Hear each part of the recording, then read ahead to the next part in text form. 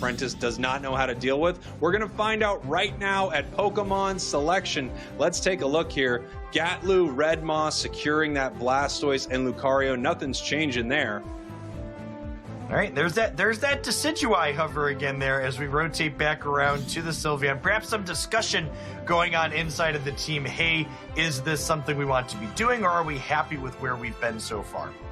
Ooh, moving around. What Pokemon are they going to land on? It looks like they are locking in that Sylveon. A lot is not changing up here, and we do see that Score Shield up on that Blissey. I think that's a pretty awesome play from Gecko Kami there. They know exactly what they want to do with that, and they executed it to perfection in that last game. More important here?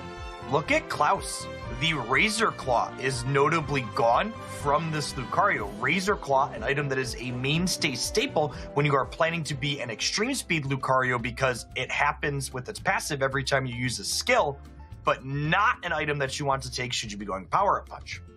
I thought it was Detective Pikachu, not Detective Jeff Hoagland. Are you saying we're going to see a Power Up Punch Lucario from both of these teams? I believe it's seeing that Slow Smoke as well. Yeah, I think we're going to see a change, and this is what we talked about too. These item compositions and move compositions are other ways in which you can kind of change your strategy without fully pivoting off of a character that you're familiar with and enjoy playing. Yeah, this could be really exciting here. Awesome. Sherlock Hoagland. Can I be your Watson? I think you would make a fantastic Watson so long as you don't pull a Spriggles. Oh no. Okay, fair enough. Here we go. Heading into game 4. Random Gaming could become your champions right now. Apprentice needs this win to tie it up.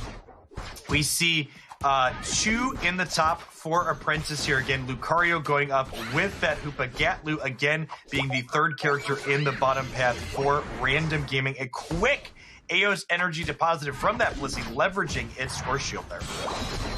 Here we go. Gatlu pushing forward here, trying to stop this Blissey, and you kind of just have to look at it for a second there. I mean, that's that Score Shield Blissey, not able to stop it here, but they're pushing it back. They're using that water gun. Come on, Blissey, we're trying to get this KO here. The Astonish, all the damage coming down. There we go. What a fantastic show of teamwork there from Random Gaming, using their disruptive skills in succession to keep that Blissey suppressed and away from its goal zone. We see that knockout providing single drops of Aeos energy, allowing Gatlu on Random Gaming to get those dunks early to power up those special attack specs. Here we go. We did see that power-up punch from Klaus. So we've got a power-up punch Lucarios on both sides. They are not going to let Random Gaming get those easy secures anymore. Yet we also see the shift notably to Slow Smoke on Klaus. And the reason for this change is the full heal item is not necessary on the power-up punch Lucario build, because once you hit that power-up punch plus attack, it actually makes Lucario unstoppable when you walk around with it. Here we go. Klaus just looking to get some more points in, stack that attack weight. We have Gecko Kami trying to get out alive. They're chasing it down once again. They are not giving them any breathing room. They're saying, MVP, come on, get out of here. We're KOing you right now. You see Gatlu already up to level 6, which is a pretty decent level spacing considering it was not the central area character to start, just one level behind the War Turtle for Apprentice currently. Oh, interesting move right there. I mean, Klaus, he couldn't deal with 2 Pokemon at once, so we got a nice score in there from Sylveon.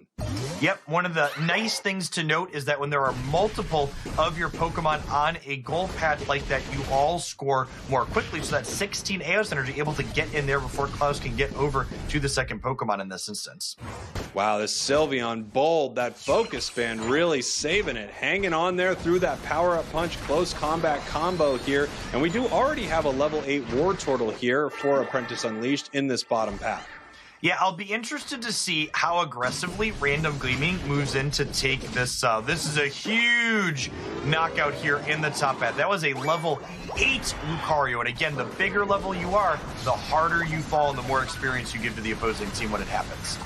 Here we go. Apprentice chunking this down. They're ready to take this, but yes, it looks like they do. It looks like they do take this down, and now we have a Blastoise on the field. At any moment, that massive Unite move can come down and do some real damage to the enemy team. Do we see it here? No, it looks like they are going to back off, get some health here, while Blissey once again scoring right in their face. Yeah, really fantastic objective push from Apprentice there. Aware of the fact that both Lucario and Sylveon were caught in the top path of Random Gaming. They had the numbers advantage there, and they pushed in, and they used it to take that chance to get the weighted flip that was currently in their favor. I wonder if this change here from Apprentice is going to be the change that they need. You know, they had an extremely solid game 3 there, but you also have to recognize that that was just pure chaos at Zapdos. Random was throwing everything they had at it. Yeah, I think this shift over to Power Up Punch for Apprentice is kind of the acknowledgement that, hey, this is what this game is about and the way Random Gaming is playing. We need to play on their terms and just be better at it. And honestly, this is what we saw from Apprentice in the losers finals as well. They simply copied the composition that the opposing team had been using and then beat them at their own game with them.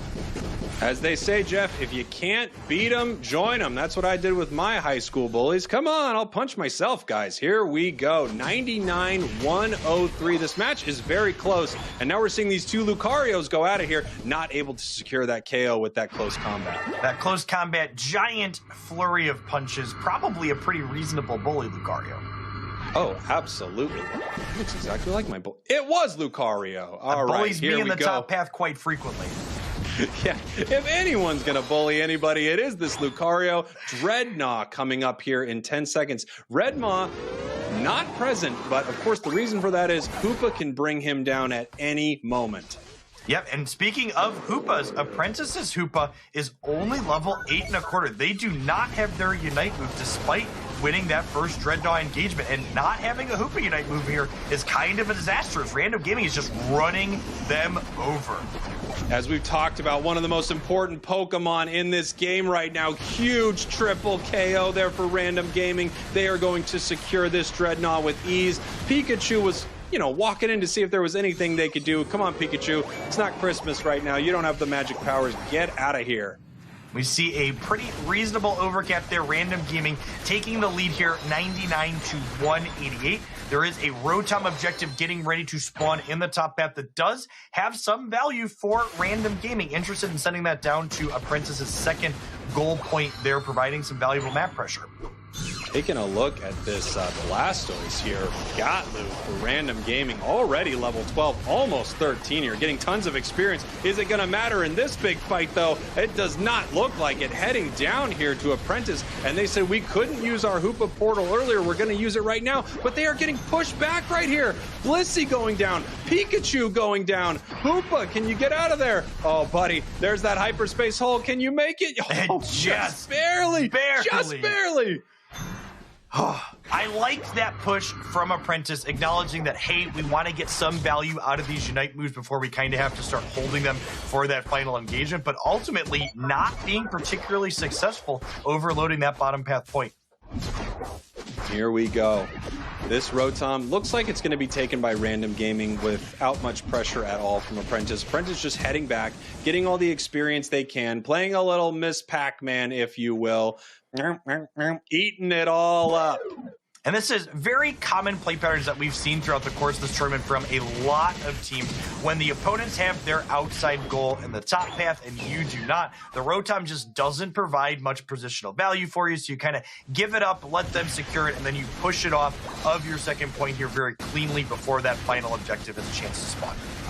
Boy, Random Gaming looking very good right now, Jeff. I mean, Apprentice just has to deal with this Rotom. Random should be able to secure this Dreadnought here without much difficulty. The level advantage is actually looking pretty nice right now for Random, and they're heading into this Zapdos fight. They got some shields on them. They got some extra experience. They're just about ready to go here, almost level 13 on the Sylveon.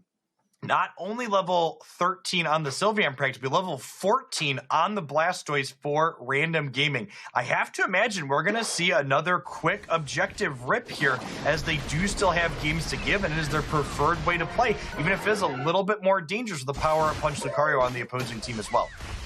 Apprentice right now has to be a little stressed out. At any moment, Random starts this Zapdos, and it looks like they're starting it right now, putting a ton of damage on it. Where are you, Apprentice? You need to stop this from happening, and they are not able to do it.